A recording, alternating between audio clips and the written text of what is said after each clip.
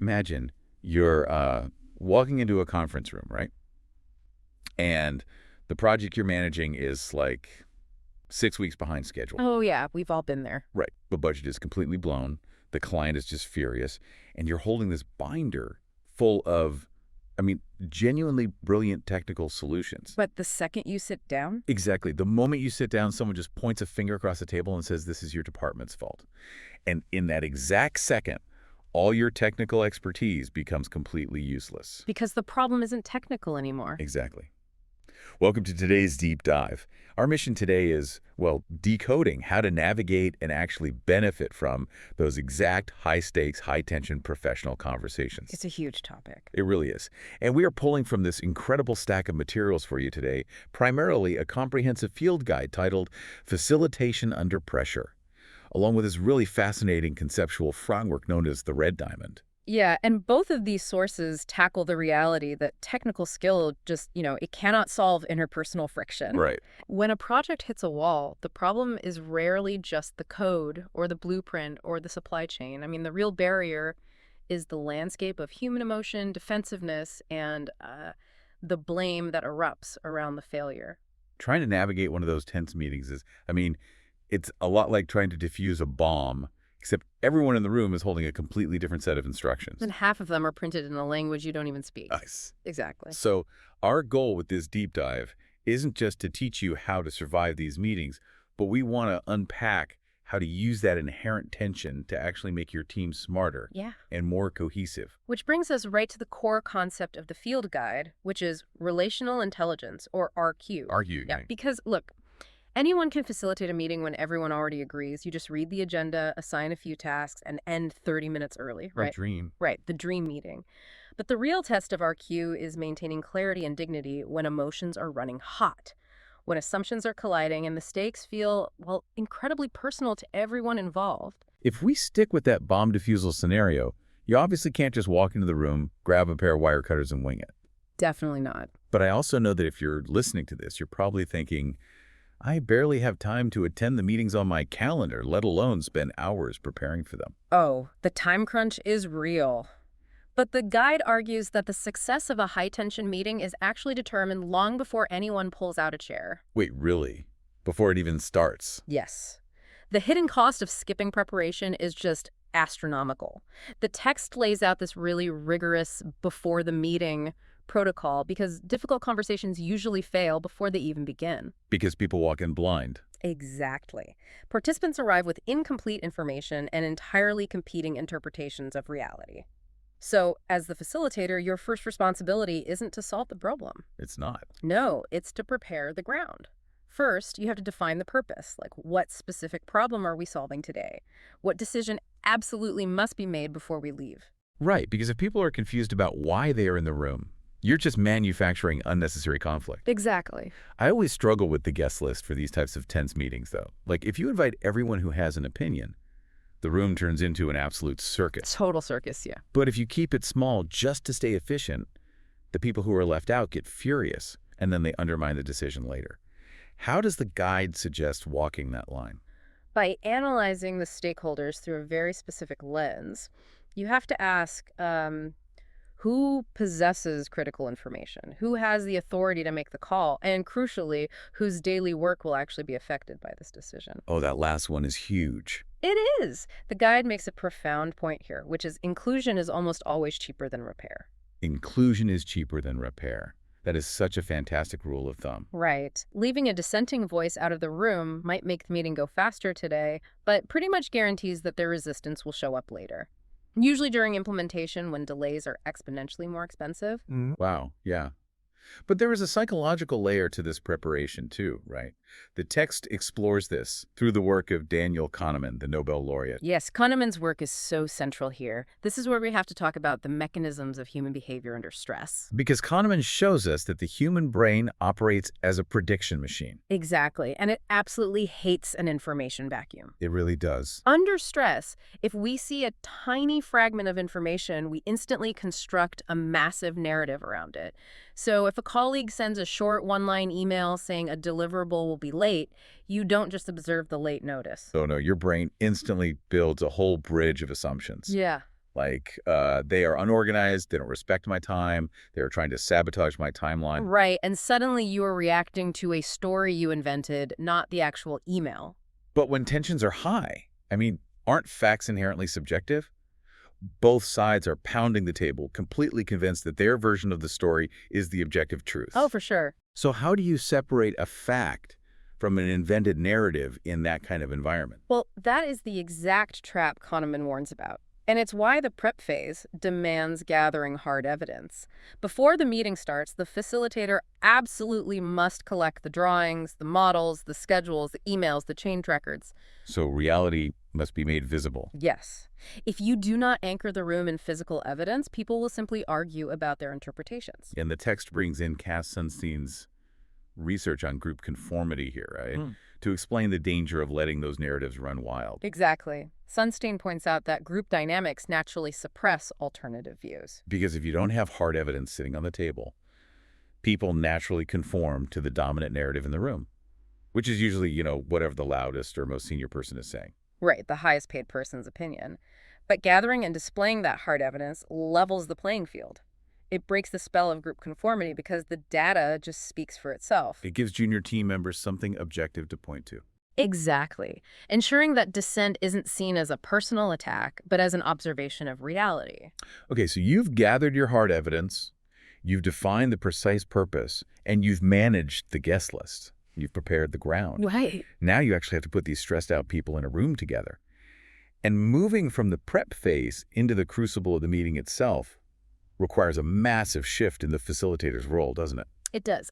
During the meeting phase is where relational intelligence is actively tested. The text outlines 3 core responsibilities for the facilitator here: maintain clarity, protect dignity, and preserve direction. I look at the facilitator's role in this moment as acting kind of like the banks of a river. I like that. Your job isn't to direct every single drop of water or dominate the flow. The conversation is going to flow where it needs to flow. Your job is simply to keep it from flooding the town and causing a massive disaster. Yeah, the riverbanks metaphor captures it perfectly. You are containing the energy without stopping the momentum. Right, you're just protecting the process. Oh, yeah. Exactly. And to explain how to do this, the guide contrasts David Bohm's concept of dialogue with mere debate. Okay, break that down for me. Well, in a typical corporate debate, the mechanism is entirely adversarial. You are actively listening only to find flaws in the other person's argument so you can strike and win. Like a verbal boxing match. Right. But Bohm argued that genuine dialogue requires participants to suspend their assumptions long enough to actually think together. It's a shared exploration of a problem, not a battle over who is right. But to achieve that kind of shared exploration, you need an environment where people aren't terrified of saying the wrong thing. Absolutely. Which is why the guide highlights Amy Edmondson's foundational research on psychological safety. It explains the actual mechanics of why teams fail to communicate. Because Edmondson demonstrates that withholding information is basically a self-preservation instinct, right?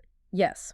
If an engineer notices a fatal flaw in a design, but they know that the last person who brought up a delay was publicly humiliated by leadership. Their brain calculates the risk. Exactly. Their brain decides that the social risk of speaking up is way higher than the technical risk of staying silent. If people fear embarrassment or punishment, the flow of critical data just stops completely. The river dries up, where the water becomes toxic. Yeah. This is where Marshall Rosenberg's tools for nonviolent communication become incredibly practical for the listener. The text offers really specific phrasing for protecting someone's dignity while still demanding absolute accountability. Which is such a hard balance to strike. It is. The mechanism is all about separating the person from the problem. So instead of pointing a finger and asking, who caused this massive delay? Which instantly triggers that self-preservation instinct. And makes everyone super defensive. Right. Instead, you ask what conditions contributed to this outcome. It's brilliant. You are addressing the exact same failure, but you're framing it as a systemic issue to be analyzed, rather than a crime to be punished. And instead of saying, who is responsible for cleaning up this mess? You ask, what ownership is required to move forward? It changes the entire chemical makeup of the room. It really does. You are getting the accountability you need, but you're getting it without humiliation. Accountability without humiliation. That is the absolute essence of protecting dignity. And then, once you have established that safety, your third responsibility is to preserve direction. Because high-tension conversations have this gravitational pull toward emotional recycling, don't they? Oh, big time. People just want to keep revisiting the same grievances over and over again. So the facilitator has to act as the current of that river, constantly guiding the group from reaction toward action. So you continually ask things like, what do we know for sure? What remains uncertain? What specific decision is required of us today? Precisely. Keep them moving forward. Now, having these communication philosophies in your back pocket is great, but when the yelling actually starts and the pressure spikes, abstract philosophy kind of just evaporates. It goes right out the window. People need a map to follow, and that is what the visual source in our stack, the Red Diamond Framework, provides. Yeah, the red diamond is fantastic because it translates all of these psychological principles into a structured step-by-step facilitation tool, and it's designed specifically for high-pressure environments. Instead of trying to picture a literal geometric shape, I think it helps to think of the Red Diamond as the breathing rhythm of a meeting. I love that framing. It's a process of expanding and then contracting. You start by expanding outward, gathering all the context, surfacing the hidden assumptions, throwing all the potential options onto the table. But eventually you have to contract. You have to narrow all that chaotic energy down into a single point of action, like who is doing what and when. Exactly. The framework guides you through a very specific sequence. You begin by defining the task, moving into planning to identify constraints, developing multiple options, and finally reaching implementation where you assign actions and owners. And in corporate America, that is exactly where 99% of meetings end. Right. We made a decision. Let's get out of here. But the Diamond Framework continues. It insists that the process isn't over just because a decision was made. The next phases involve assessing the evidence that supports the chosen path, reflecting on the assumptions that influence the group, extracting lessons, and finally focusing on character. Okay, wait. Putting character on a project management agenda feels like a great way to get laughed out of a corporate boardroom. No, people would definitely roll their eyes. Right. When the server is down or the budget is hemorrhaging money, people just want to talk about technical fixes. How do you actually bring up character as a serious business item? Well, you don't necessarily put the word character on a slide deck and ask people to discuss their feelings. Oh, thank goodness. Yeah, no. Character in this context is not a discussion topic. It's the ultimate byproduct of how you manage the dispute. The framework asks the facilitator to observe what kind of team are we becoming through the way we handle this conflict. Because every difficult conversation leaves a cultural imprint. Exactly. As a result of this meeting, is the team becoming more capable, or are they becoming more fearful? Are they more cohesive or more fragmented? So how do you manage that invisible byproduct in real time? If you, as the facilitator, see the team fragmenting, how do you steer them back? The guide details some highly practical, very mechanical interventions. First, you must manually slow the pace of the conversation. Because pressure inherently encourages speed. Right. People just want to fix the pain quickly. Yes. But learning and comprehension require slowing down. When emotions rise and people start talking over each other, the facilitator needs to intervene. You pause the discussion, summarize what has been said, and verify understanding. You aren't forcing silence, you're forcing comprehension. Spot on. Because when people rush, they fall right back into those Kahneman traps. They stop observing reality and start reacting to their invented stories. Exactly the mechanism at play. The second intervention is to actively surface assumptions. You stop the group and ask, what assumptions are we making right now about the client's timeline? What hard evidence do we have that challenges those assumptions? Right, forcing them back to the data. And the third intervention, which is vital for building that team character, is making dissent useful. By treating disagreement as valuable data rather than, a threat to leadership. Exactly. The text advises the facilitator to explicitly invite alternative views to prevent that group conformity we discussed earlier. You literally look at the room and ask, what are we missing? Or, if someone were going to tell us why this plan will fail, what would they say? Oh, that's a great question to ask. Because suppressed dissent does not disappear. It just goes underground and creates massive surprises later. Actively soliciting it builds a courageous character within the team. They learn that disagreement is safe. So we've navigated the crucible of the meeting, we've gathered evidence, protected dignity, slowed the pace, and made a decision. We survived. The meeting finally adjourns. Now, my natural instinct, and I think the instinct of almost anyone who has survived a stressful confrontation, is to sprint away from that room as fast as humanly possible. Just run back to your desk and hide. Exactly.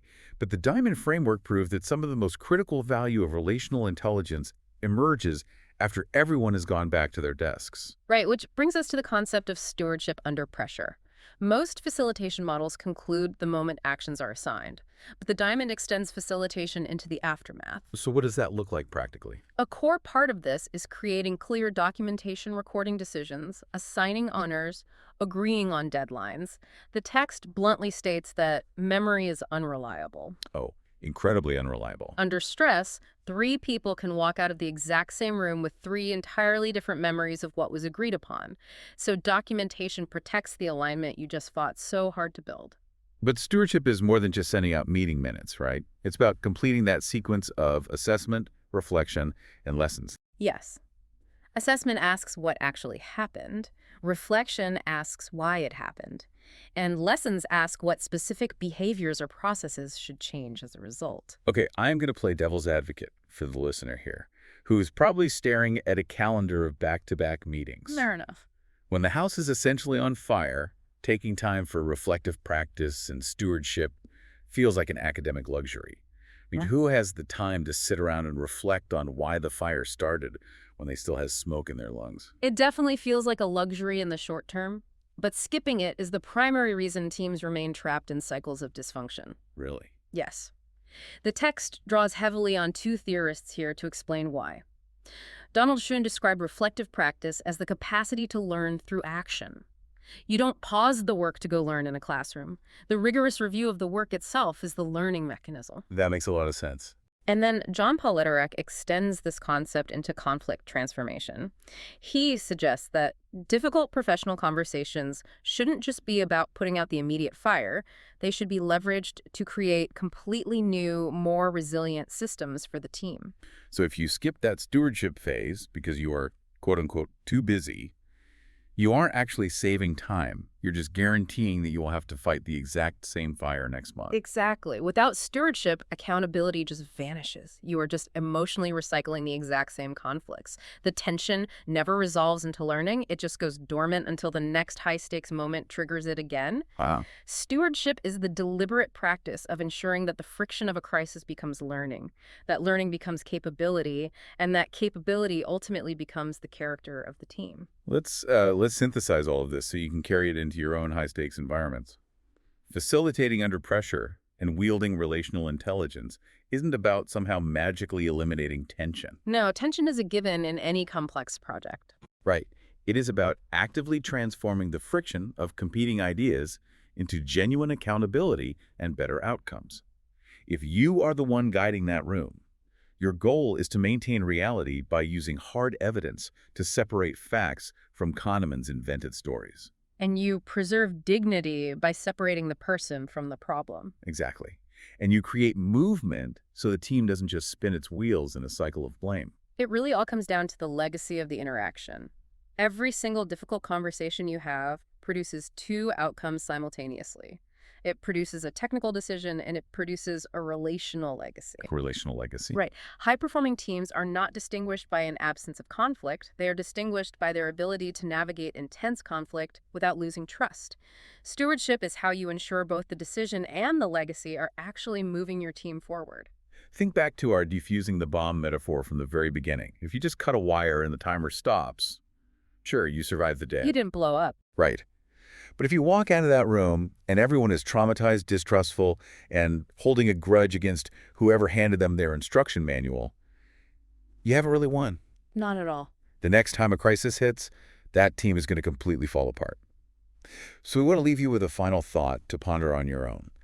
Think about the last really difficult professional conversation you had. Even if the immediate problem was technically solved, what was the unspoken legacy that meeting left behind? And did it leave your team stronger or more fearful?